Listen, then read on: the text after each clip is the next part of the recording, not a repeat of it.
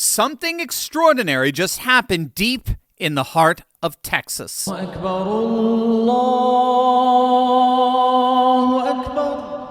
to Epic 2.0. Epic City is more than just a neighborhood. It's a way of life, a meticulously designed community that brings Islam to the forefront. This is Josephine, a thriving suburb north of Dallas, and for the last several years, right under the nose of local officials, a radical Islamic organization has been quietly building what amounts to a self-contained parallel society, complete with its own mosque, its own Islamic school, its own medical clinic, and 74 homes sold exclusively to affiliated Muslims, a Muslim-only enclave right here in the United States of America.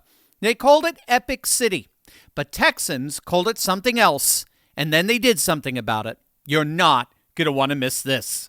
Hey gang, it's me, Dr. Steve, your Patriot Professor, here to help you make sense of the madness with breaking news and analysis you're not going to get anywhere else, so make sure to smack that bell and subscribe button.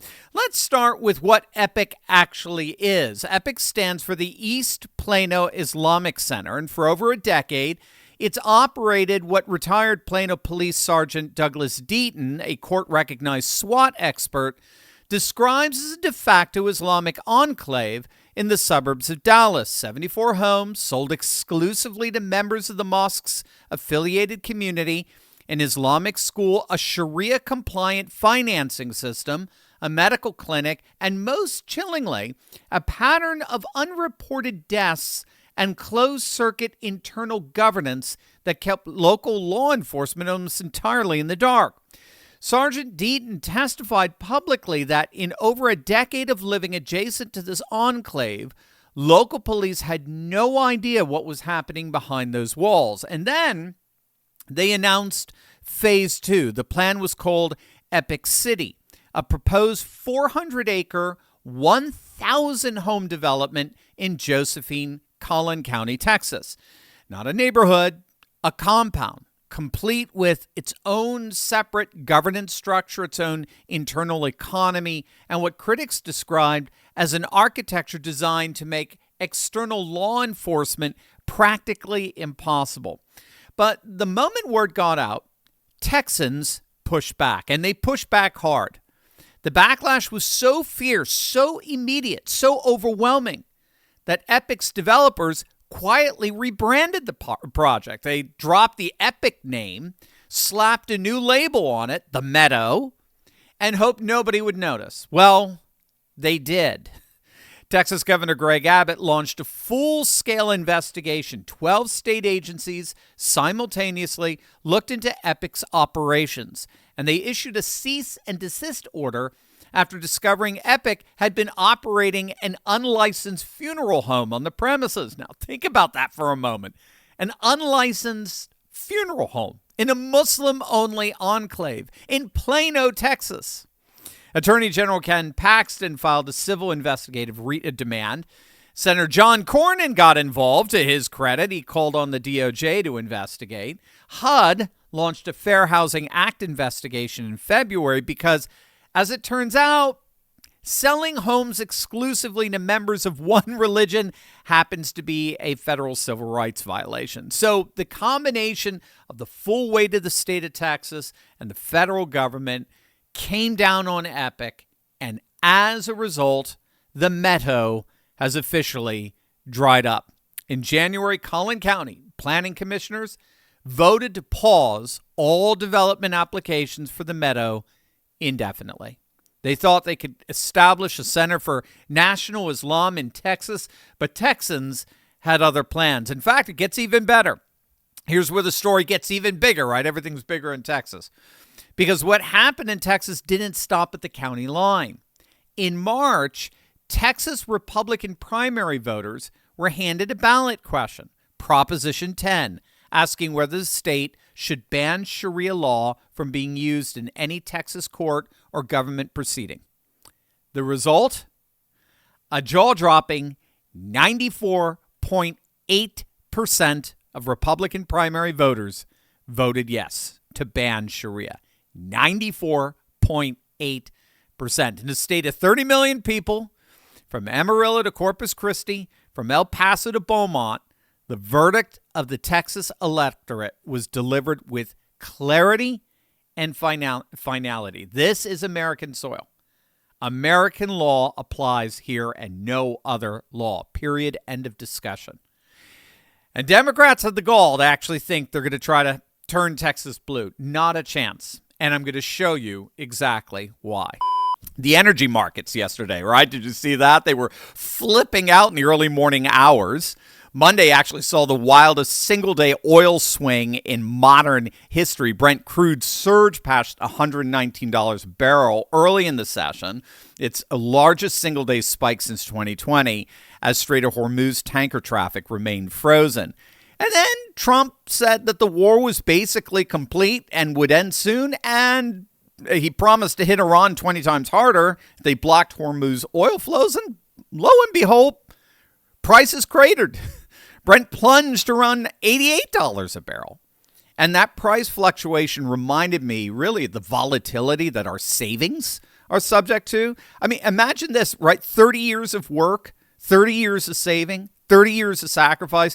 Then, say, 2 years before your retirement, the market tanks. And just like that, boom, everything you built, gone. And it's gone, as they say in South Park, right before the finish line. I mentioned the other day, it happened to my grandmother. The market tanked and she saw half of her savings just wiped out. And here's the truth nobody wants to think about. Anything can change overnight, as we just saw yesterday. Now, you've been led to believe that you're safe, sitting in paper assets. But look around you.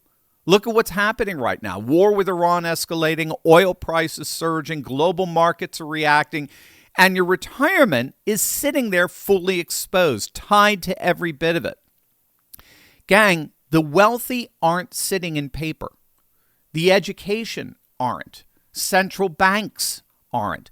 So why are you?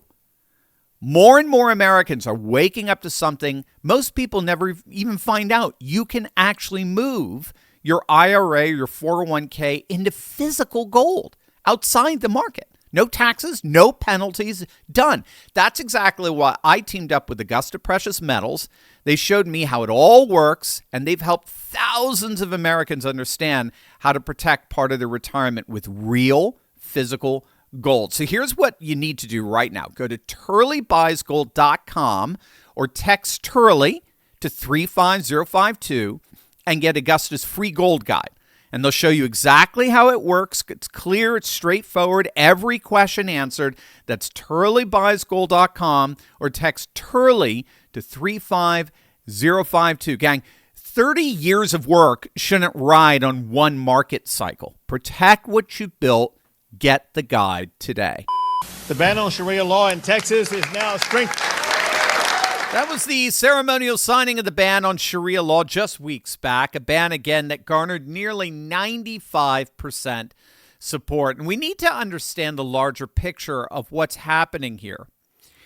For years, the political and media establishment told us that concerns about parallel Islamic legal structures operating inside American cities were just the paranoid delusions and fantasies of Islamophobes and conspiracy theorists. They said it over and over and over again.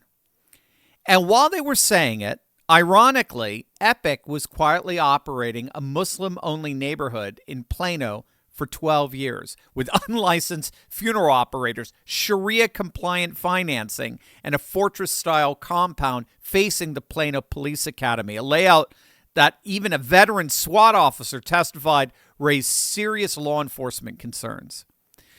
The establishment told us to look the other way. But Texans refused to. They looked directly at it, and they said no. Now, of course, the political left is absolutely besides themselves over this. The Council on American Islamic Relations, CAIR, as you know, is screaming Islamophobia, right? Victim, victim, we're victims. The progressive media is hyperventilating about religious persecution. But here's what they can't explain.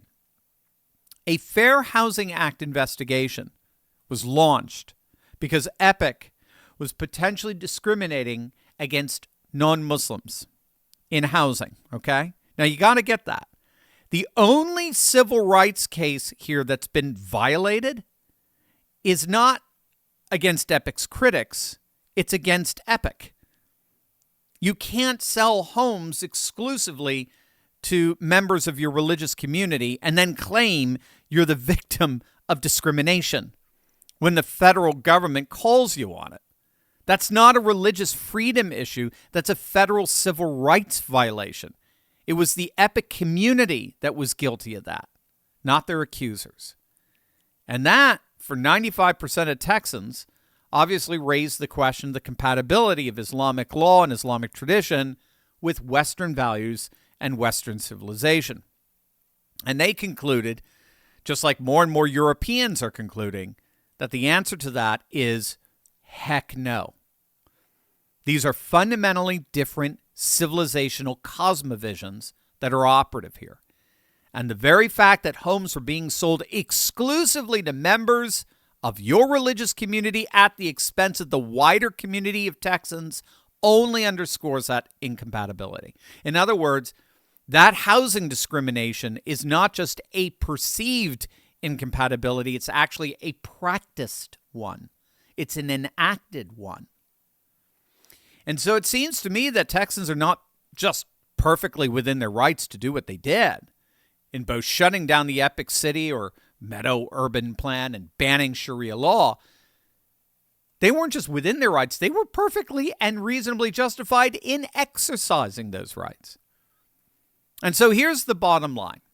What happened in Texas is not a local story. It's a national one. It's the story of an American community looking at what was being built in their backyard, quietly, incrementally, deliberately, and saying, no, not here. Not on our soil, not under our noses, not in our state. Governor Abbott acted. Attorney General Paxton acted. Senator Cornyn, to his credit, acted. HUD acted. And 95% of Texas Republican primary voters, God bless them, acted. What we're watching in Collin County right now is the political expression of what every sovereign nation instinctively knows. You cannot have a country if you cannot enforce your own laws inside your own borders. Texans understand that. They went to the ballot box. They went to the county commission. They went to their governor's office, and they made themselves heard. History does not reward the hesitant. It rewards those who understand the moment and act. And Texans, as always, they understood, and they delivered. If this video resonated with you, there's a whole lot more where that came from. The Courageous Patriots Club is where we go deeper. Click the link and step inside.